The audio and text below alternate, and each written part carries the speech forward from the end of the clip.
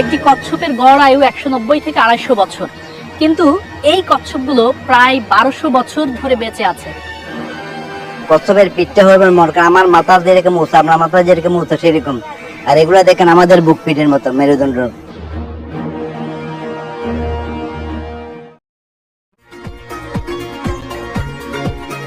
বাংলাদেশের বাণিজ্যিক রাজধানী চট্টগ্রাম থেকে শুভেচ্ছা। আমি আপনাদের এক অলৌকিক বিষয় সম্পর্কে বিস্তারিত জানাতে যাচ্ছি। তবে আজকের এই ভিডিওটির কিছু বিষয়ে দ্বিমত রয়েছে, তাই ইতিহাসকে জাস্ট ইতিহাস হিসেবেই জানার ব্যাকুলতা থেকেই আজ আমি যাচ্ছি হযরত বায়েজিদ বুস্তামি রহমতুল্লাহ আলাইহির পবিত্র দরগায়।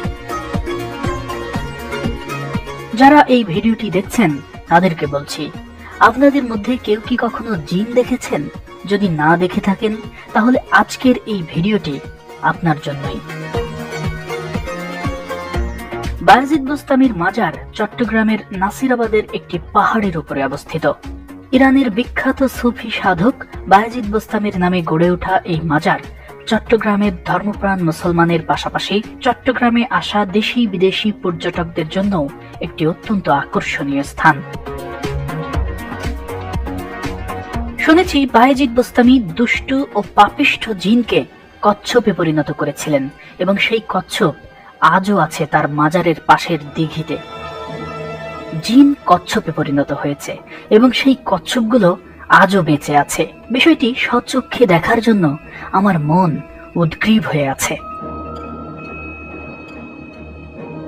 চট্টগ্রামের দামপাড়া বাস কাউন্টার থেকে 6 কিলোমিটার দূরে এক পাহাড়ের উপরে অবস্থিত বায়েজিদ বুস্তামির দরগা। দরগা চত্বরে পৌঁছাতে আমার মোটামুটি 15 মিনিটের মতো সময় লাগলো। হযরত বায়েজিদ বুস্তামির দরগা পাহাড়ের ওপর হওয়ায় সেখানে যেতে হয় এই সিঁড়ি বেয়ে। সমতল থেকে মোটামুটি 5 তলা ঘরের সমান উঁচু এই জায়গাটি।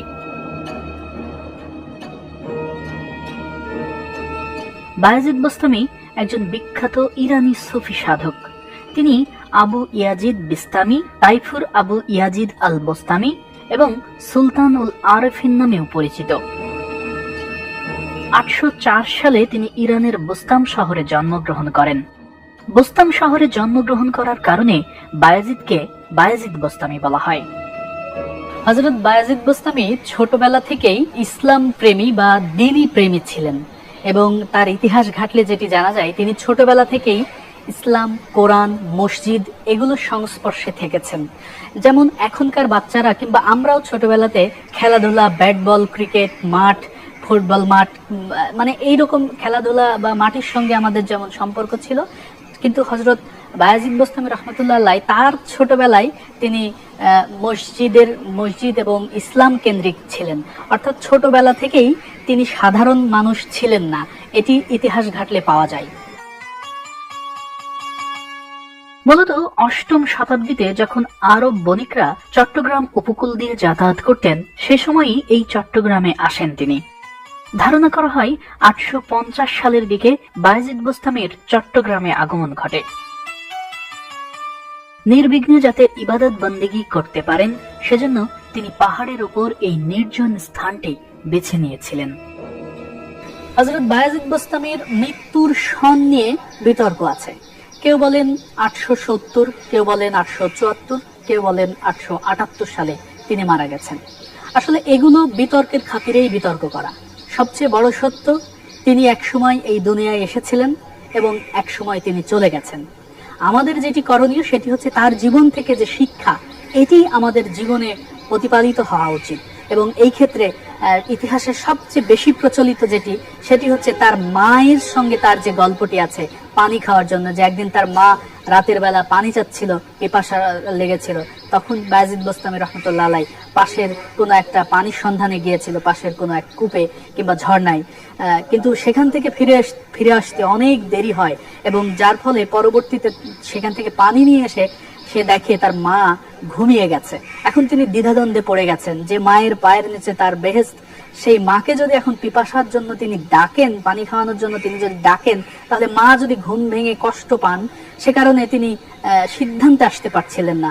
এ কারণে তিনি পানি নিয়ে দাঁড়িয়েছিলেন সারা রাত এবং পরের দিন সকালে যখন তার মায়ের ঘুম ভাঙলো, তখন তিনি দেখলেন তার সন্তান বায়েজিদ তিনি পানি নিয়ে দাঁড়িয়ে আছেন এবং মা বায়েজিদের এই কার্যক্রমে এত খুশি হয়েছেন এবং সঙ্গে সঙ্গে আল্লাহর দরবারে তিনি দোয়া করেছেন তার সন্তানের জন্য যে আল্লাহ তুমি আমার বায়েজিদকে তোমার জন্য কবুল করো, এবং আল্লাহ তার মায়ের দোয়া সঙ্গে সঙ্গে কবুল করে এবং বায়েজিদকে আল্লাহ নিজের করে নেয়। অর্থাৎ বায়েজিদ সেই থেকে আসলে যে আল্লাহর অলি হবেন, এই মায়ের দোয়া কিন্তু অনেক বড় কাজ করেছে তার অলি হওয়ার পেছনে।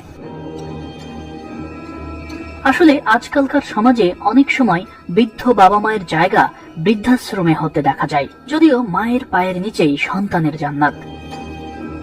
মাকে কিভাবে সেবা করতে হয় বা মায়ের আদেশ কিভাবে পালন করতে হবে তা বায়েজিদ বোস্তামি আজ থেকে 1200 বছর আগেই দেখিয়ে দিয়েছেন। তাই নিশ্চয়ই বায়েজিদ বোস্তামির জীবন থেকে আমাদের শিক্ষা নেওয়ার আছে অনেক কিছু। পর্দায় এখন যে কবরটি দেখতে পাচ্ছেন, এটাই বায়েজিদ বোস্তামি রহমতুল্লাহ আলাইয়ের কবর বলে স্থানীয়রা বিশ্বাস করেন। তবে তার এই মাজার নিয়ে দ্বিমত রয়েছে, কারণ ইরানের বাস্তাম শহরে বায়েজিদ বোস্তামির অরিজিনাল মাজার শরীফ রয়েছে। গুগলে হযরত বায়েজিদ বোস্তামি টম্ব লিখে সার্চ দিলেও সেই মাজার শরীফটি আপনারা দেখতে পাবেন।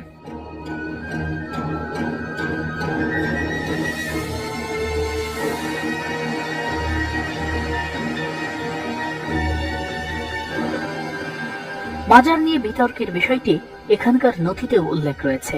তবে যেহেতু বায়েজিদ বোস্তামি রহমতুল্লাহ আলাই জিনকে কচ্ছপে পরিণত করেছেন এবং সেই কচ্ছপগুলো আজও এখানকার দিঘিতে রয়েছে, তাই এখানে বায়েজিদ বোস্তামির আগমন বা উপস্থিতি নিয়ে কোনো বিতর্ক নেই। অর্থাৎ বায়েজিদ বোস্তামি ইসলাম প্রচারের জন্য এখানে এসেছিলেন, এটা স্পষ্ট। এই দিঘিতে যে কচ্ছপগুলো দেখতে পাচ্ছেন, এগুলোই একসময় জিন ছিল বলে স্থানীয়রা বিশ্বাস করেন। এখানকার কাছিমগুলো আন্তর্জাতিকভাবেও বিরল প্রজাতি হিসেবে স্বীকৃত। উনি আজ থেকে প্রায় 1200 বছর আগে উনি ধর্মপ্রচারের জন্য এসছেন। এই কাসিম গুলা মনে করেন ওনার আমল থেকেই, এগুলা আমরা মানে আমাদের স্থানীয় ভাষায় আমরা গদারে মাদার হিসেবে বলি। এগুলা এক সময় জিন ছিল।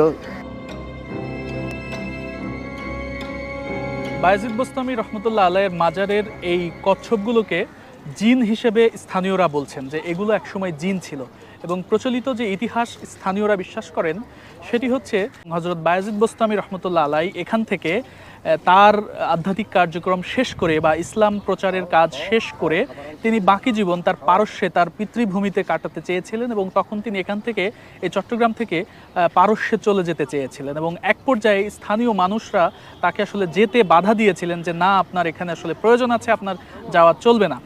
এবং তখন দুষ্টু জিনেরা হযরত বায়েজিদ রহমতুল্লাহ আলাইয়ের ধ্যান যখন তিনি করতেন বা ইবাদত বন্দিগিতে যখন মশগুল থাকতেন, তখন তিনি বিরক্ত করতেন এই দুষ্টু জিনেরা, এবং হযরত বায়েজিদ বোস্তামি রহমতুল্লাহ আলাই তখন আল্লাহর দরবারে ফরিয়াদ করে এবং এই জিনদের আসলে অভিশাপ দেয়, এবং হযরত বায়েজিদ বোস্তামি রহমতুল্লাহ আলাইয়ের সেই দোয়া মহান রব্বুল আলামিন কবুল করেন, এবং সেই দুষ্টু জিনদের আসলে এই কচ্ছপে পরিণত করা হয়।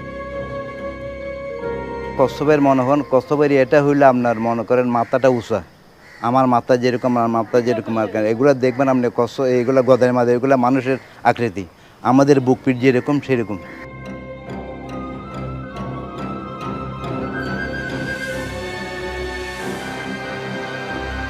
এখানে সারা পৃথিবী থেকে বহু প্রাণীবিজ্ঞানী এসেছেন, তারা এই কচ্ছপকে বিলুপ্ত বা বিশ্ব সংকটাপন্ন প্রাণী যেমন হিসেবে আখ্যায়িত করেছেন, তেমনি বিরল প্রাণী হিসেবেও আখ্যায়িত করেছেন। সবচেয়ে বড় কথা কি জানেন, সেটি হচ্ছে একটি কচ্ছপের গড় আয়ু 190 থেকে 250 বছর, কিন্তু এই কচ্ছপগুলো প্রায় 1200 বছর ধরে বেঁচে আছে। এটি একটি বিরল।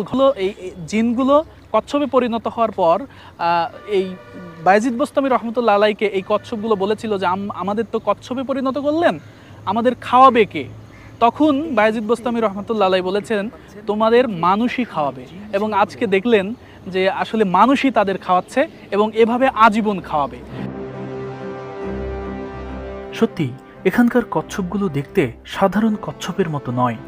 সাধারণ কচ্ছপের পিঠ গোলাকার হয়, কিন্তু এখানকার কচ্ছপগুলোর পিঠ হুবহু মানুষের বুকের মতো খণ্ডিত। অদ্ভুত ধরনের এই প্রাণীটিকে দেখতে প্রতি বছর দেশ বিদেশের বিভিন্ন বিশ্ববিদ্যালয়ের শিক্ষার্থী এবং প্রাণীবিজ্ঞানীরা এখানে আসেন। বিজ্ঞানীদের মতে এই ধরনের কচ্ছপ পৃথিবীর কোথাও নেই। তাছাড়া একটি কচ্ছপের গড় আয়ু 190 থেকে 250 বছর, কিন্তু এখানকার কচ্ছপগুলো প্রায় 1200 বছর ধরে এই দিঘিতে আজও বেঁচে আছে, যা গোটা পৃথিবীর ইতিহাসে বিরল।